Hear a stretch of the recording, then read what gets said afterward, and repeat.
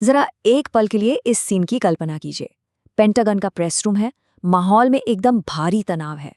और हो भी क्यों ना, दुनिया भर की नजरें हॉर्मूज जलडमरू मध्य में चल रहे एक बेहद खौफनाक और सीरियस सैन्य संघर्ष पर टिकी हैं।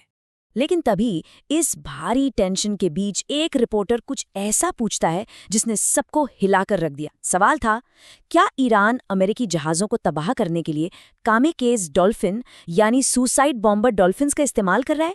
मतलब सीरियसली? इस अजीबोगरीब सवाल पर जनरल डैन केन का रिएक्शन बिल्कुल वैसा ही था जैसा हम और आप देते।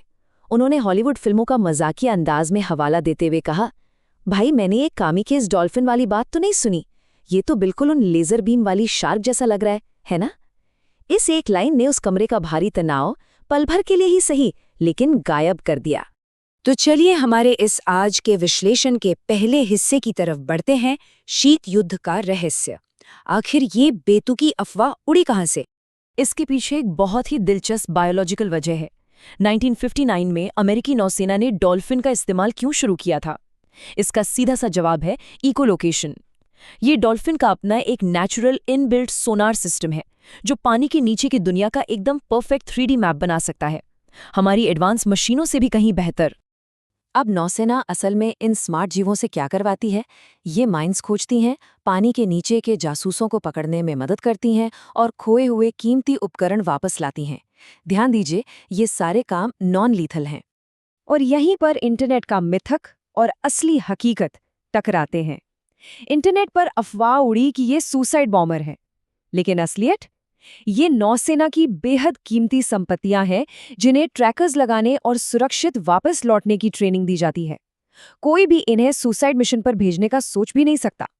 अगर हम इसकी टाइमलाइन पर नजर डालें तो 1959 में अमेरिकी प्रोग्राम शुरू हुआ, 80 के दशक में सोवियत अफवाहें उड़ी और फिर साल 2000 में ईरान ने असल में कुछ पुरानी सोवियत डॉल्फिन खरीदी। बस इतिहास के इसी एक छोटे से असली टुकड़े ने 2026 में आकर इस पूरी कामेकेज अफवाह को ग्लोबल लेवल पर वायरल कर दिया।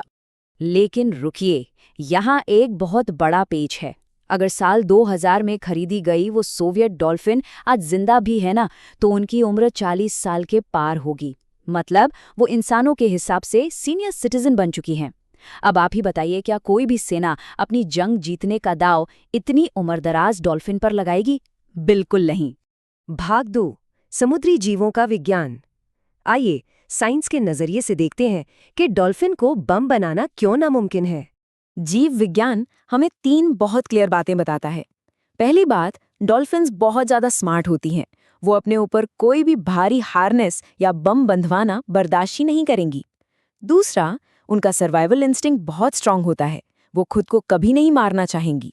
और तीसरा, युद्ध के दौरान जंगी जहाज़ों का जो बहरा कर देने वाला शोर होता है, वो उन्हें तुरंत पैनिक कर देगा।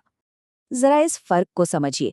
एक इंसानी पायलट उस पूरी अफरा तफरी में भी दुश्मन के जहाज को पहचानकर निशाना लगा सकता है, लेकिन शोर से घबराई हुई एक बेचारी डॉल्फिन, वो तो बस उस भयानक आवाज से बचना चाहेगी और इस चक्कर में वो किसी भी न्यूट्रल जहाज या ऑयल टैंकर से टकरा सकती है।